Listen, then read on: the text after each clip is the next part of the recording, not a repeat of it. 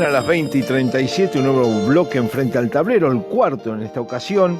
Es para presentar a nuestro amigo, nuestro columnista especialista en ajedrez, el que mejor juega en Frente al Tablero. Se llama Horacio Olivera y cada semana nos trae una historia, un cuento, una anécdota.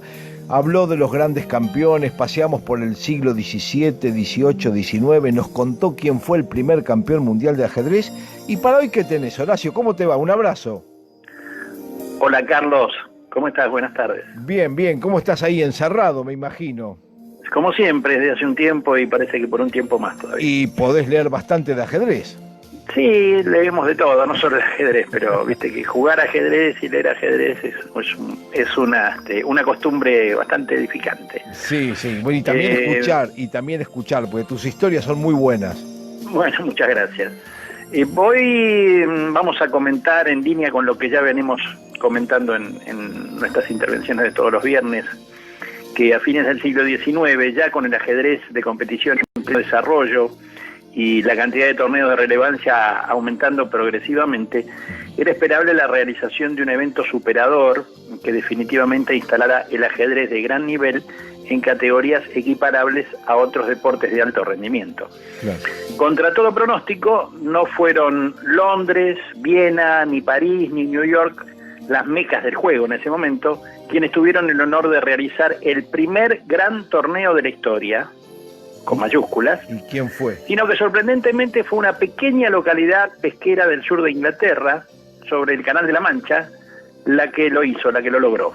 La ciudad se llamaba, o se llama, Hastings. La historia es más o menos así. Herbert Double era un joven y pujante aficionado al ajedrez afincado en Hastings e impulsor de diversas iniciativas para el desarrollo del juego a través del club de ajedrez de la ciudad que él mismo lideraba.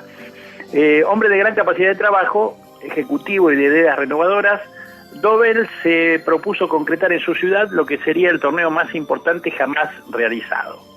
Decidido a lograr la concreción de un certamen de excelencia, él y sus seguidores realizaron todas las acciones tendientes a lograrlo, desde los contactos con los mejores ajedrecistas de la época hasta la logística necesaria y sobre todo, como siempre, la consecución del dinero en efectivo necesario para los premios. Claro.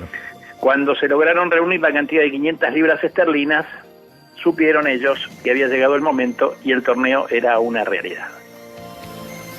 Una vez efectuadas las comunicaciones, cosa no tan fácil en esos tiempos por lo demás, se recibieron más de 30 solicitudes para participar de la justa, pero por razones organizativas se aceptaron solamente 22.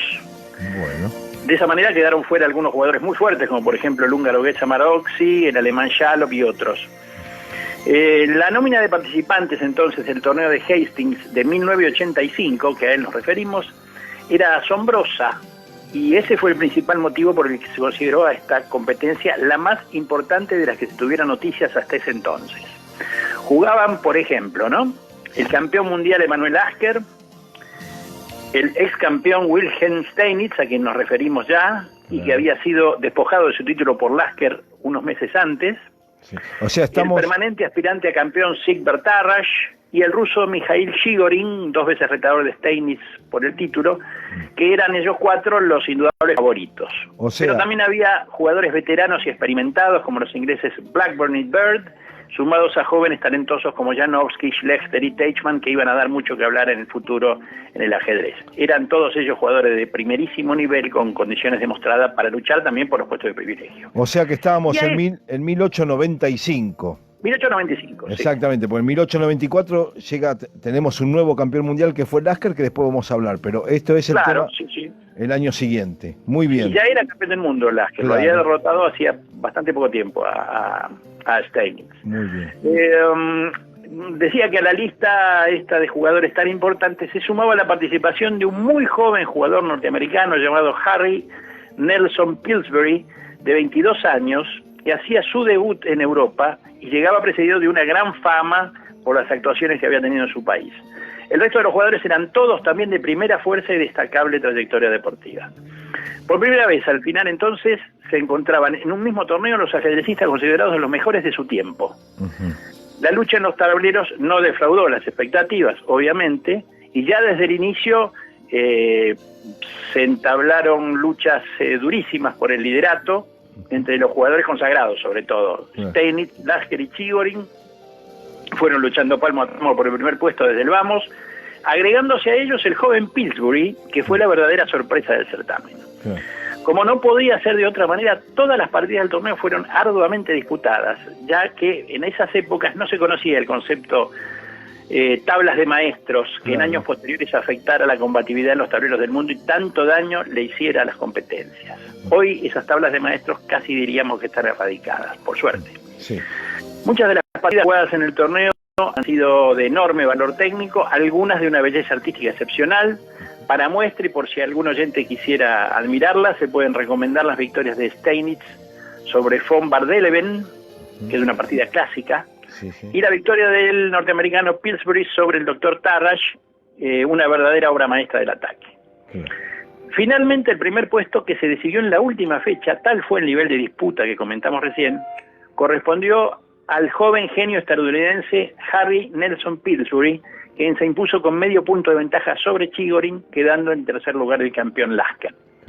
El triunfo de Pillsbury fue presagio de una carrera ajedrecística de excepción, que el norteamericano continuó en Europa durante los 10 años siguientes, ubicándose entre los mejores jugadores del mundo. Lamentablemente, cuando ya era un firme candidato al título de campeón del mundo, complicaciones derivadas de una enfermedad venérea que había contraído años atrás lo llevaron a la muerte en 1906, cuando contaba con escasos 33 años de edad y un futuro ajedrecístico excepcional. Mira. Una pena. Claro. Bueno, en suma, Hastings 1895 fue el primer torneo que reunió a los mejores jugadores de su tiempo. Por ese motivo, por la combatividad puesta de manifiesto por los participantes y la calidad de las partidas allí jugadas, dignas de tan grandes ajedrecistas, ha de ser recordado este torneo como un hito en la historia del ajedrez moderno. Bueno, me parece un buen momento que hemos pasado, Horacio, y bueno, para aquellos que les gusta conocer y estudiar y recordar la historia del ajedrez, este torneo no podía estar ajeno a ello. Así que bueno, te mandamos un abrazo, Horacio, seguir en cuarentena, seguir leyendo y estudiando, porque así nos enriqueces a todos nosotros. Gracias, Carlos, un abrazo grande. Dale, hasta el próximo viernes. Chau, chau. El ajedrez te ayuda a pensar, aprendiendo más de un juego milenario de una forma amena y entretenida. Frente al tablero, hasta las 9 de la noche en Radio Porteña 89.7.